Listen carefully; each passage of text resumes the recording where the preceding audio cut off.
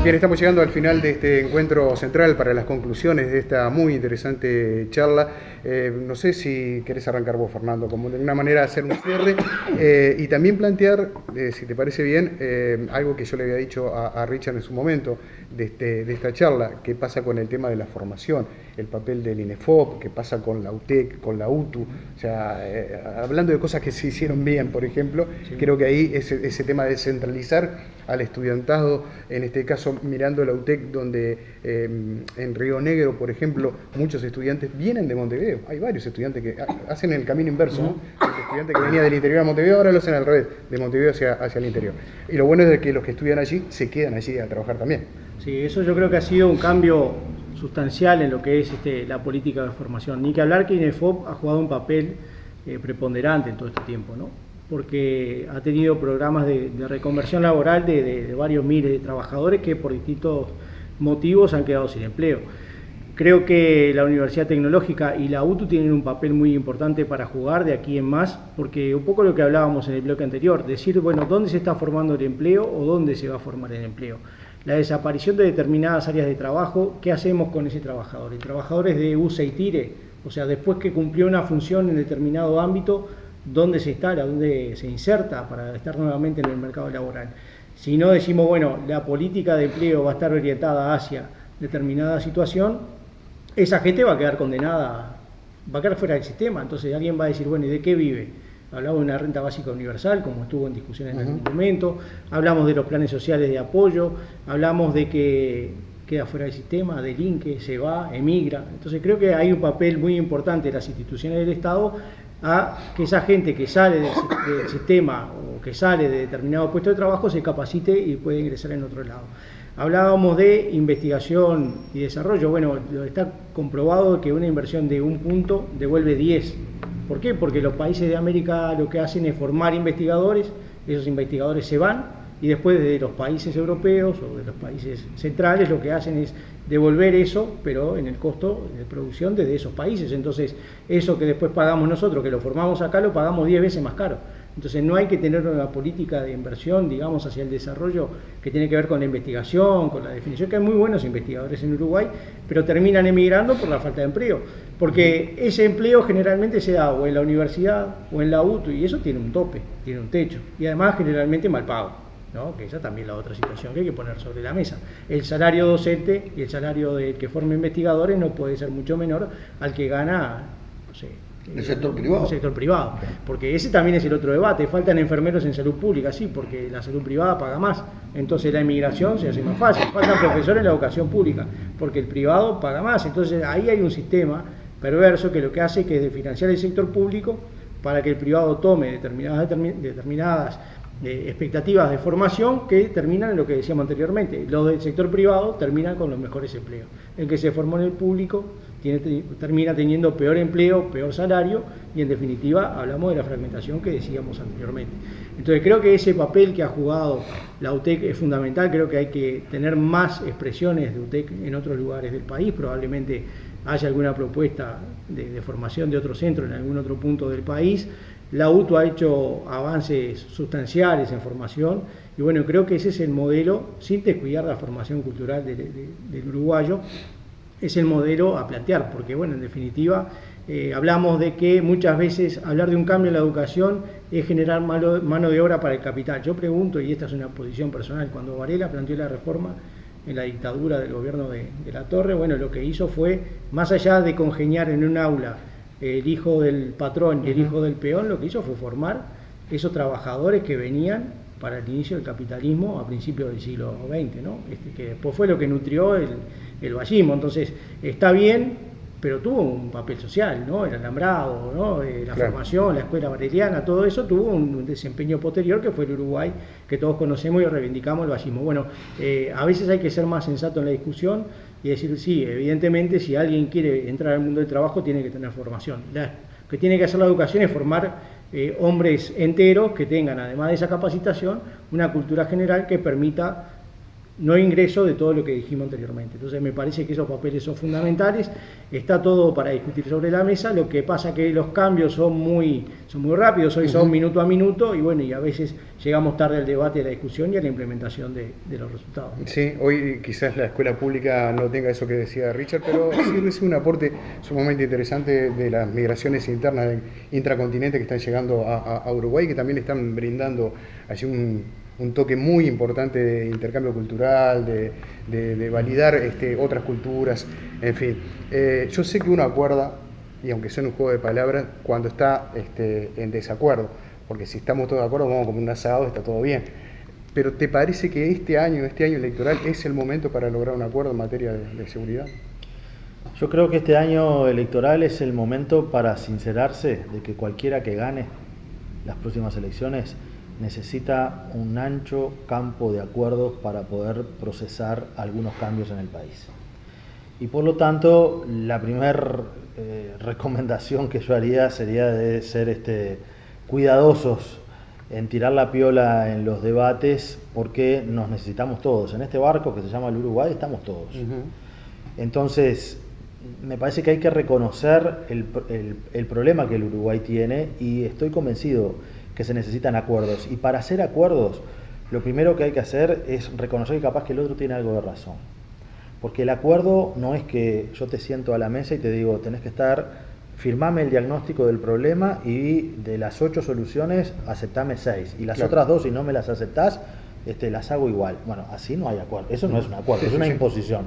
Me parece que hay necesidad para cualquier gobierno de tener un campo ancho de acuerdo político y también con las organizaciones sociales. ¿Para qué? Para una estrategia integral de seguridad, que tiene un componente policial, que está basado en el ejercicio activo de la autoridad, sin miedo, sin complejo, que ejercer la autoridad no quiere decir autoritarismo, pero quiere decir de que hay que poner límites, hay que reprimir duramente el delito y en especial el crimen organizado, pero también quiere decir de que hay una parte de esa estrategia que tienen que participar otros actores. Tenemos un problema importante en los centros carcelarios y en el fenómeno de la rehabilitación. Las cárceles en el próximo gobierno van a ser transferidas van a salir de la órbita del Ministerio del Interior, ya está acordado por todos los partidos. Bueno, eso tiene que ser parte de una política integral muy importante. Entran por año 6.000 personas a la cárcel y salen 6.200 personas aproximadamente. Quiere decir que son alrededor de unas 450, 480 personas por mes que ingresan a la cárcel y unas 450 que salen. Ahí tenemos que trabajar fuertemente, y la sociedad tiene que reconocer también que va a haber que invertir ahí. Yo sé que a veces salen los peores demonios y la gente lo único que quiere es que se pudran en la cárcel.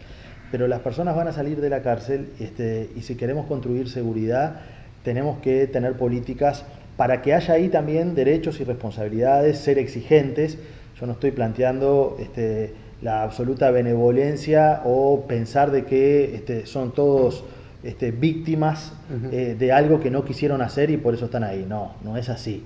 Pero me parece que como sociedad, si queremos vivir tranquilamente, vamos a tener que pensar en qué acciones hacemos para que por lo menos haya oportunidades claras para que la gente se pueda rehabilitar.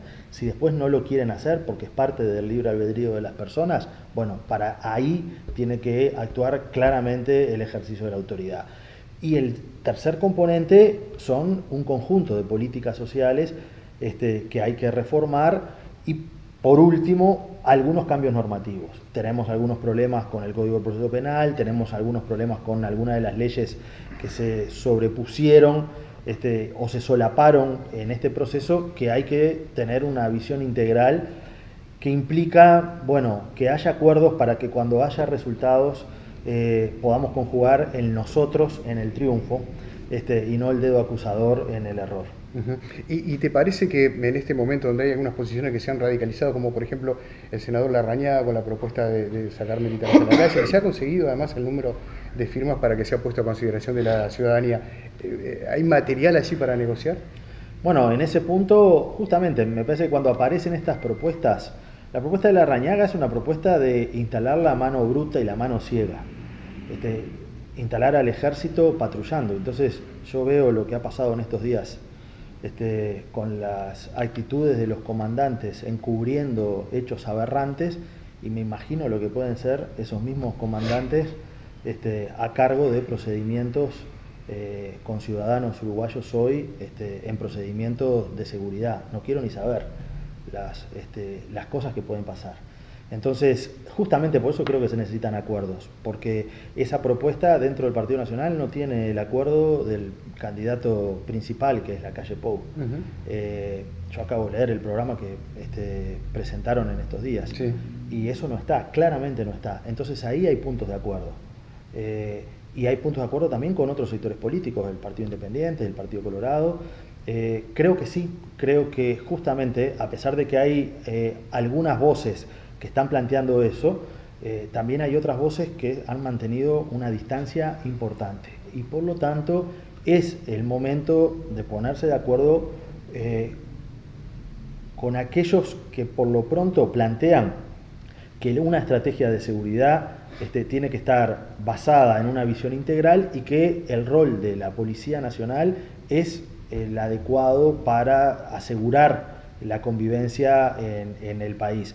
Que hay que mejorar, hay que tecnificar más la policía, es cierto. Hay que mejorar su eficiencia y su eficacia, también es cierto. Hay que mejorar la capacidad de investigación, también es cierto. Pero bueno, cuando hay propuestas radicales de esas características, porque son propuestas radicales que se han demostrado en otros lugares que solamente han favorecido una espiral de la violencia. Nosotros, con la represión que tenemos que llevar adelante frente al crimen organizado, tenemos que poder distinguir entre un trabajador, un laburante y un narco en cualquier barrio. Y eso la policía sí tiene capacidad de poder incidir. Estos operativos Mirador que se han hecho, el 80% de los detenidos en esos procedimientos terminaron con procesamientos penales. Eso es eficiencia. Lo que no es eficiente es hacer una racia, es llevar a todo el mundo por las dudas, o poner al ejército a patrullar cuando claramente no están preparados. El ejército está preparado para hacer controles y lo preparan para aniquilar al enemigo. A la policía se la prepara con otra lógica distinta.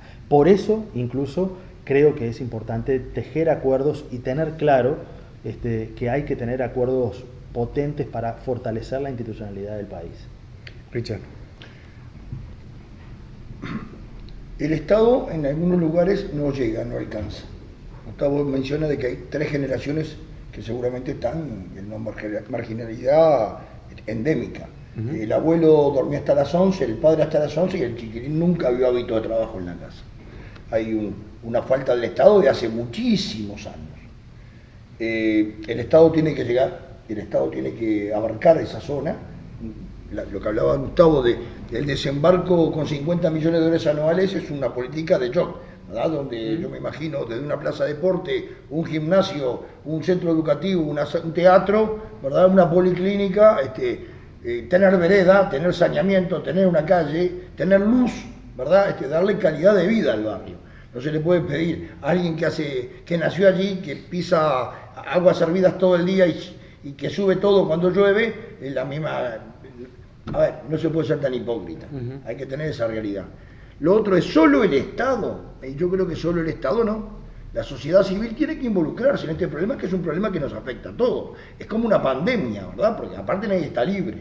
Nosotros como Sindicato de la Bebida, por ejemplo, tenemos algunos proyectos que ya este año lo vamos a plasmar, con el apoyo de la gente de INEFO, Pereira, Fuentes, que ha estado permanentemente a tiro con nosotros.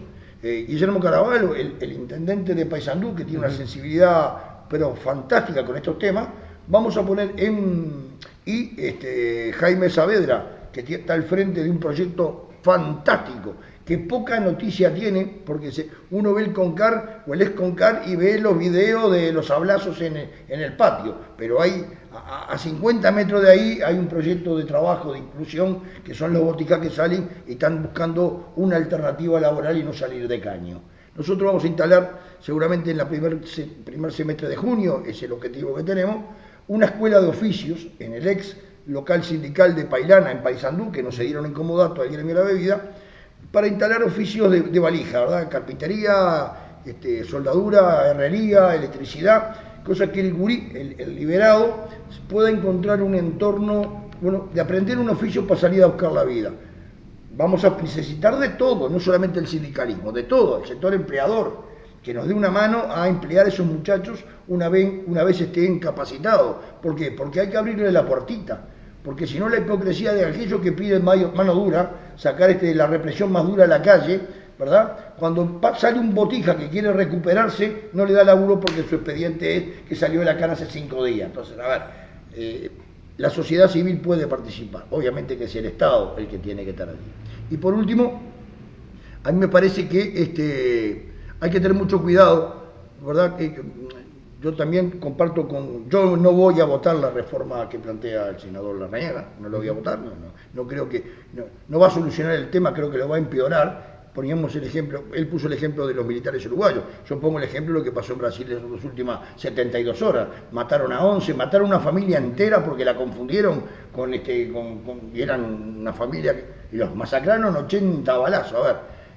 Ojo, porque la espiral de quién apuesta más a la violencia, donde termina después es que va a joder muchísimo al laburante común y corriente. Yo creo que es un año muy complicado, hay que bajar un cambio y elevar la mira en lo que significa política de Estado. El descalificativo, el que hay que pelear es contra el descalificativo, no contra la idea diferente. La idea diferente es una idea diferente. Veamos a ver en qué punto de encuentro tenemos para seguir sumando. Pero yo me temo que el descalificativo va a estar a la orden del día. Nosotros vamos a trabajar en otra zona.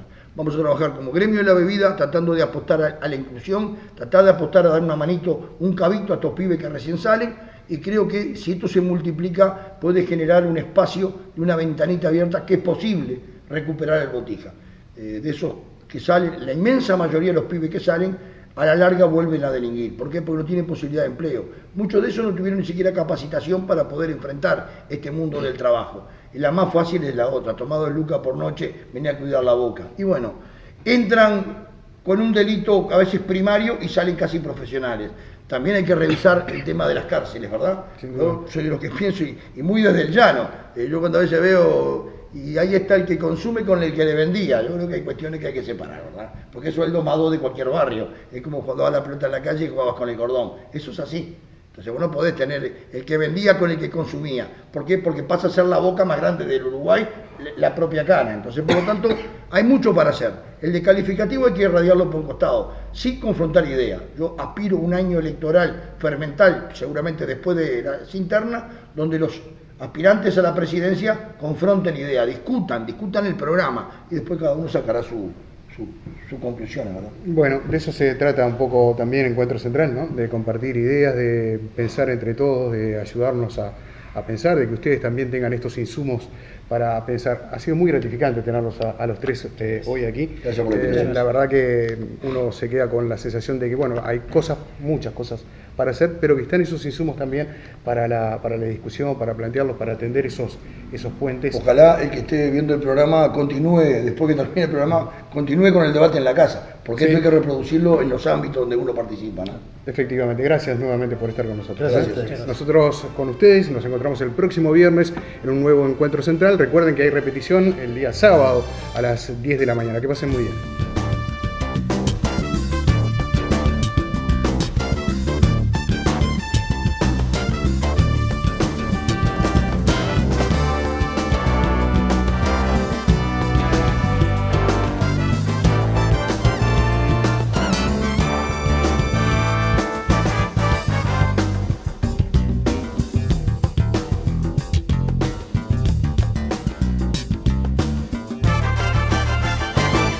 Son dedos